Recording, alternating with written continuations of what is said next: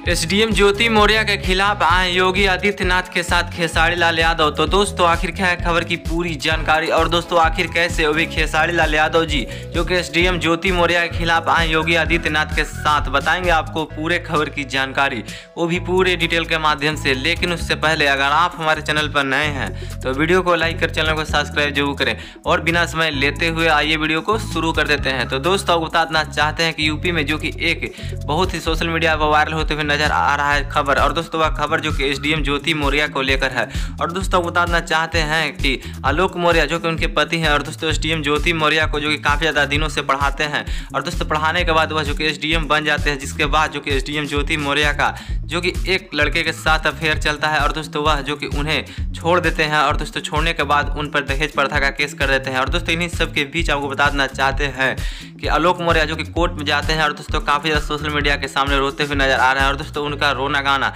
जो कि काफ़ी ज़्यादा लोग जो कि उनके रोते गाते हुए प्रभावित होते हुए नजर आए। और दोस्तों एसडीएम ज्योति मौर्य के खिलाफ काफ़ी ज़्यादा लोग जो कि भड़कते हुए नजर आ रहे हैं। और दोस्तों इन्हीं सब के बीच आपको बताना चाहते हैं कि योगी आदित्यनाथ जो कि उनके ही राज्य में इस तरह का दुर्घटना हुआ है, जिसके बाद योगी आदित्यनाथ ने कहा है कि एसडीएम ज्योति मौर्य को इस्तीफा दे देना चाहिए। और दोस्तों इसके बीच में आपको बताना चाहते हैं कि सुपरस्टार खेसारी लाल यादव जी भी योगी आदित्यनाथ की बात को सपोर्ट करते हुए नजर आ रहे हैं, और दोस्तों उनका भी कहना है कि वह लड़की को इस्तीफा दे देना चाहिए। लेकिन दोस्तों आपको कहना चाहेंगे खेसारी लाल यादव जी और योगी आदित्यनाथ के इस तरह के विचार के बारे में आपको जो लगता है, आप अपनी राय कमेंट बॉक्स में जरूर बताइएगा दोस्त।